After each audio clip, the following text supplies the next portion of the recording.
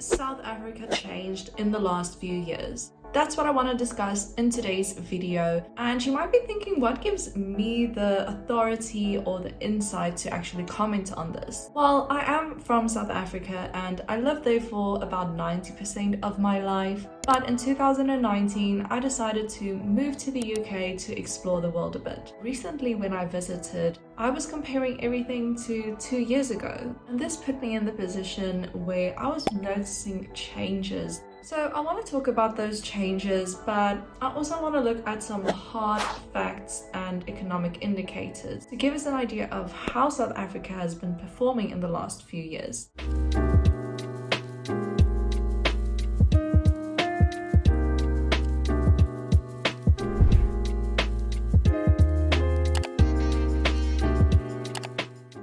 It's time for the hard facts. I am in no way an economic expert, so I'm not going to delve into this too deep, but there's a few key economic indicators that we can have a look at. First up, economic growth.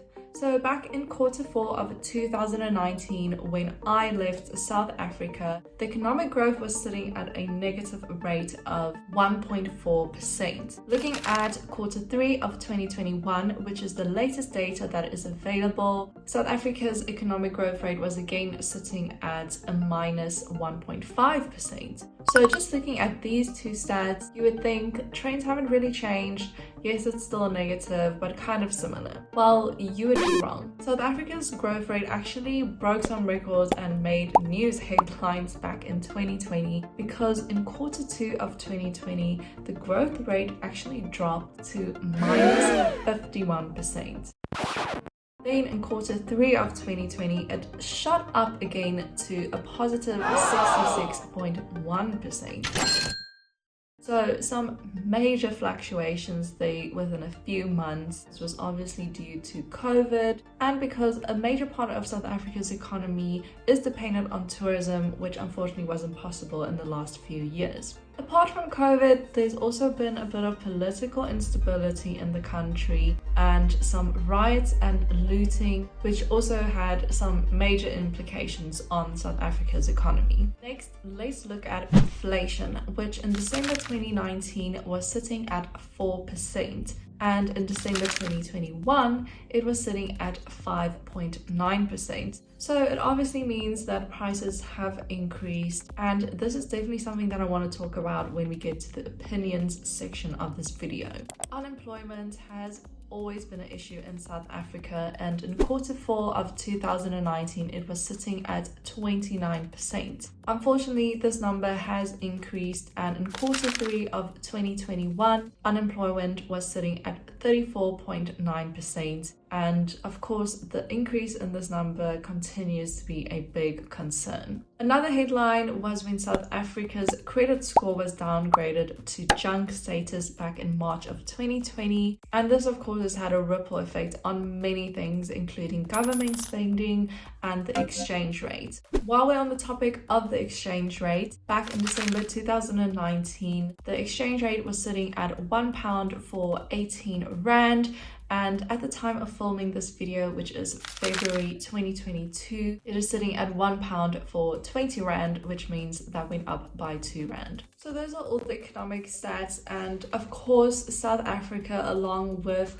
every other country in the world, was deeply impacted by COVID, and that is definitely reflected in the performance stats that we see there. Now I want to share some of my opinions and observations from when I visited South Africa. If you live in South Africa or you used to live in South Africa, I'm genuinely curious to know what your opinion is on this, and if you think South Africa has changed. Obviously my opinions are based on my experiences, but we all have different experiences. So if you have a different perspective or opinion that you would like to share in the comment section, please do, because I think the more opinions we share, the more meaningful the discussion around this will be. First up, I definitely need to talk about the prices in South Africa. Personally, I thought I was going to be living my best life because now I'm earning pounds, but then I suddenly saw the increase in prices to eat at restaurants, food, petrol. I remember arriving in the UK and thinking how ridiculously expensive it was to eat out here. But now going back to South Africa with the prices increased, I don't think it's really that much different to what it is here in the UK. And this price increase is quite concerning because if I am coming into the country with a foreign currency that is stronger than the rand, and I am feeling the pressure, I can just imagine the impact it must have on South Africans that are still living there every day and need to cover their expenses every month.